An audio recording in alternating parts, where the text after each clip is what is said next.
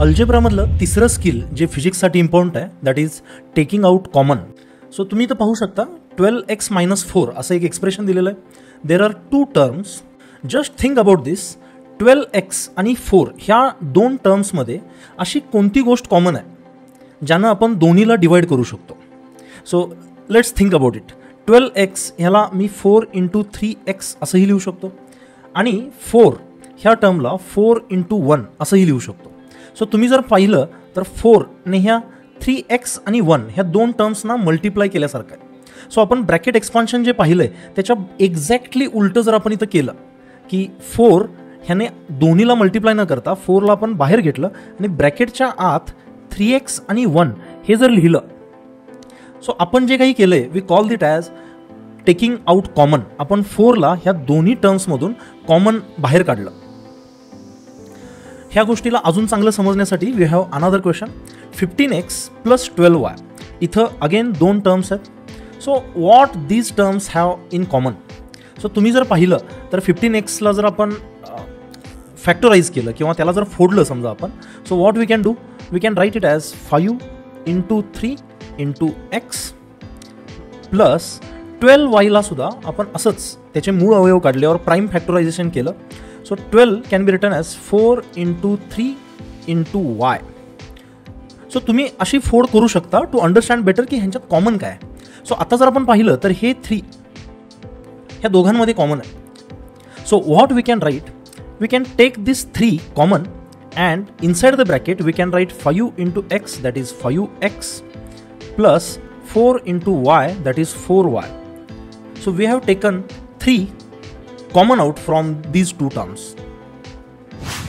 आपल्याकडे अजून थोडे क्वेश्चन्स आहेत. So question number 3 35 + 25t. So इथं अगेन आपल्याकडे दोन टर्म्स आहेत. So pause this video and think about this की दोघांमध्ये काय कॉमन आहे ज्याला आपण बाहेर काढू शकतो आणि ब्रॅकेट मल्टिप्लिकेशनची रिव्हर्स प्रोसेस आपण लिहू शकतो.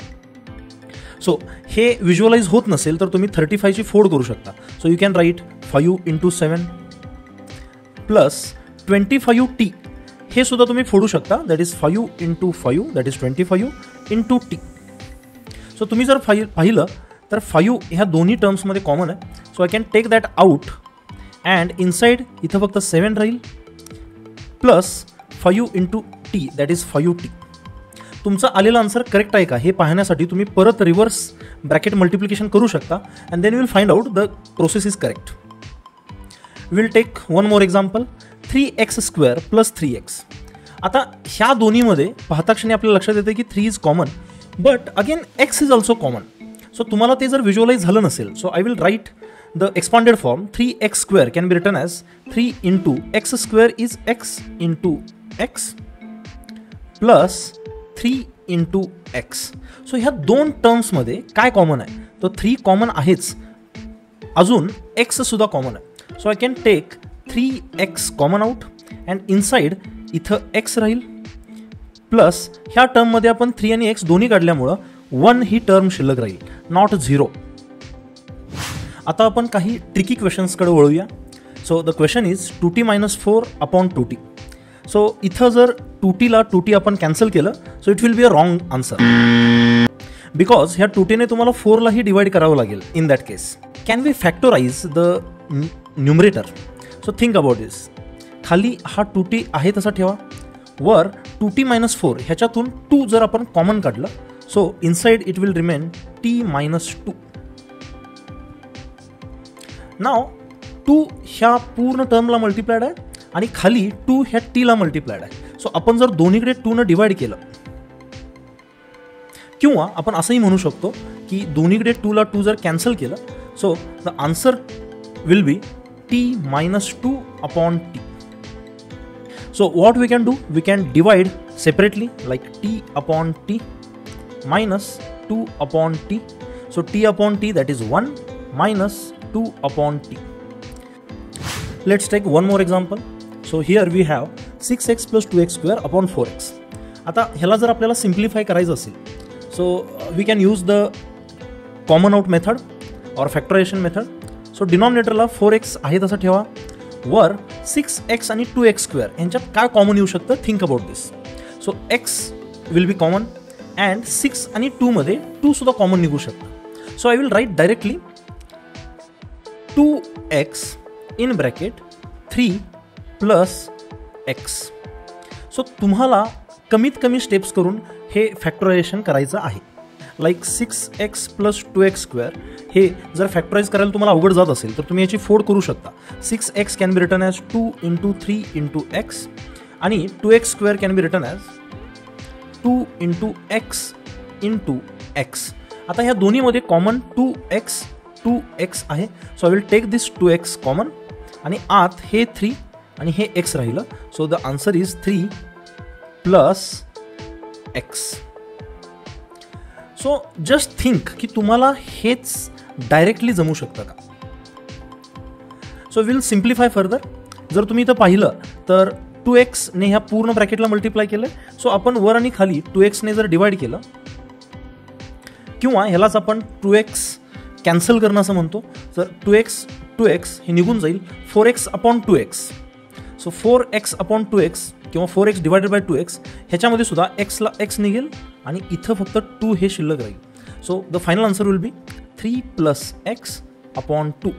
You can divide them separately like 3 by 2 plus x by 2.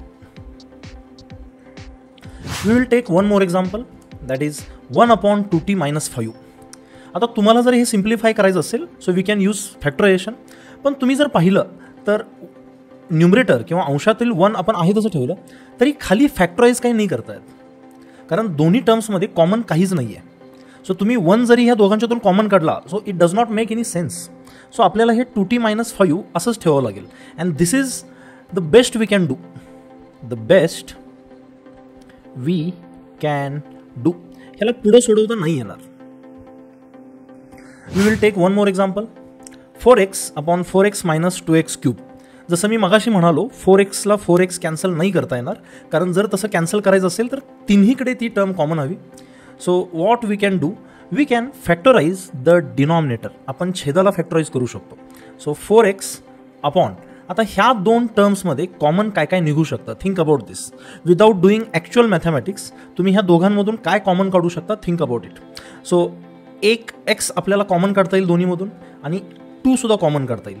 So I can write 2x in bracket, इथं 2 शिल्लक राहील मायनस 2 आपण कॉमन काढलेला आहे, एक x कॉमन काढलेला आहे. सो इथं x स्क्वेअर हे शिल्लक राहील. सो आता आपण ह्या xला हे x कॅन्सल करू शकतो आणि 2 2 जा 4. So the final answer would be 2 upon 2 minus x square. ह्यानंतर तुम्ही अजून ह्याला फॅक्टराइज नाही करू शकत. So this is the best we can do. We will take one more example 6r minus 2r square upon 4r square plus r cube. आता तुम्ही जर पाहिलं तर वर आणि खाली काही कॉमन टर्म्स आहेत. So we will factorise numerator as well as denominator. So न्यूमरेटरमध्ये जर आपण कॉमन काय निघू शकतं याचा विचार केला तर एक r कॉमन निघेल आणि 2 सुद्धा कॉमन निघेल. So we can write 2r in bracket, इथं 3 फक्त शिल्लक राहील मायनस इथं r फक्त शिल्लक राहील. नाव गोइंग टू द डिनॉमिनेटर. ह्याच्यामध्ये आपण जर पाहिलं तर r स्क्वेअर आणि इथं r क्यूब आहे. So let's solve it to understand it better. 4r square plus r cube. So दोन्हीकडं जर आपण फॅक्टराइज केलं 4ला आपण 2 into 2 into r into r असं लिहू शकतो आणि r क्यूबला we can write r into r into r. So जर आपण इथं पाहिलं तर r इंटू r ह्याच टर्म्स फक्त ह्यांच्यातून कॉमन निघू शकतात. So r into r is basically r square. So आपण ह्या दोघांच्यातून r स्क्वेअर कॉमन काढू शकतो आणि आत 2 इंटू 2 4 शिल्लक राहील आणि इकडं फक्त एक r शिल्लक राहील. So plus r. सो नाव सिम्प्लिफाईंग फर्दर r इंटू दिस टर्म. आता तुम्ही जर पाहिलं तर इथं कॅन्सलेशन्स कसे होऊ शकतात. So 2r upon r square, this fraction is multiplied with this 3 minus r upon 4 plus r. So इथं जर पाहिलं तर एक r आणि खालचा एक r कॅन्सल होऊ शकतो. The answer will be 2 upon r into this. So we can write 2 into 3 minus r upon r into 4 plus r.